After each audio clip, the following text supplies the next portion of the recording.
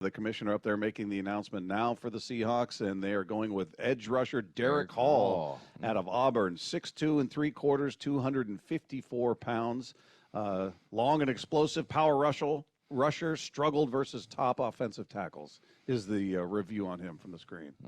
Was he on your list? He was not on my list. I didn't look into edge rushers heavily because I felt pretty good about where these guys are. I think DT took a step. I think Uchenna Nwosu will be there. Boya Mafe is going to develop as well. Dave, when you see this pick, does it make you think that they think Jarran Reed can play that interior lineman position? Yeah, I do. And I think that who's our guy from Denver? Jeez, we got so many names bouncing around. I'm sorry? Dre'Mont Jones. Yeah, Dre'Mont Jones. I think, that they really like him, too, and they feel like that he can do that job. But, yeah, I mean, I wouldn't have been mad at him if they picked your guy, a big guy that can clog up the middle. But, yeah, there's not Mr. and Mrs. Seahawk. What's that guy's name? We got lots of Seahawk fans down there. I'm not off with him. That guy's a pilot. Yeah. The guy that wears the big ring, Seahawk ring on his head. Colts keep trading. They were set to pick behind the Seahawks here, and they've traded with the Falcons, who are now on the clock. So the Falcons trade with the Colts. Colts get the 44th overall pick, and they get a 4th-round pick, which will be number 110 overall, and that moves the Falcons up to number 38, and they're on the clock as we speak. So the Seahawks, they address the defense. They really don't address the run yet, though. You could argue with this move. You got an edge rusher, which certainly helps, and we forget about the guys they bring in the offseason, and Jarran Reed, a guy everybody's familiar with, Dre'Mont Jones. We don't know what they have in him, but obviously the contract says they've got some belief in who he's going to be for this team. So they go edge rusher here, which to me says their philosophy doesn't change regardless of the round. 1st round, 2nd round. Best guy available on their board, they got him right there. Yeah, it's interesting because there is a number of edge rushers that, you've seen all the names, but I have not seen his. I haven't either. Yeah, that's kind of interesting, but that's a Seahawk pick right there, Derick Hall.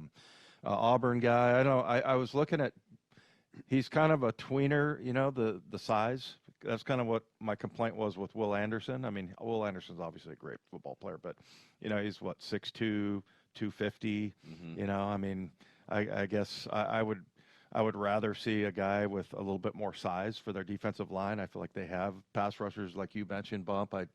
Nwosu, he's just not very flashy and fancy, but he gets it done. Yeah. And is Taylor going to take the next step? Is he going to become a consistent force out there? I hope that Darrell Taylor is more reliable in the run game. And possibly dropping back into pass, get better at that. I feel like he's really got one thing that he does really well, and that's rush the passer. Maybe that's why they get a guy like Derick Hall. Yeah. To say, look, when obvious passing downs, you throw DT in there, and then give Derick Hall a chance on short yardage stuff. Yeah, I know it's interesting because you're right. It's a name we haven't heard. Right, there are certain names you hear or read, I should say, over and over and over through all the mock drafts we've gone to, or just best at this position, best in this group, and that's not one we'd heard a lot of. I had not heard Derick Hall's name mentioned much, certainly not this high. As the Falcons take a tackle, Matthew Bergeron out of Syracuse. Hey, Lefko gives a little fist one pump. Of Lefko's many teams that he roots for. He did happen to go to college there. Yeah.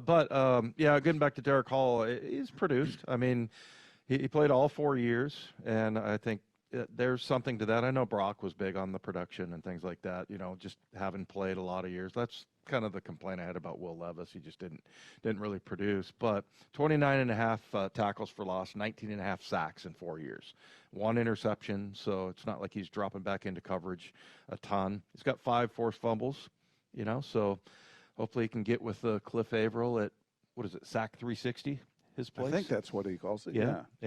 And it was the all-timer right there. Cliff Averill as far as the strip sack. So, yeah, maybe he can get there and work with him a little bit. But, yeah, interesting pick for the Seahawks because I really had not seen that name in many mock drafts.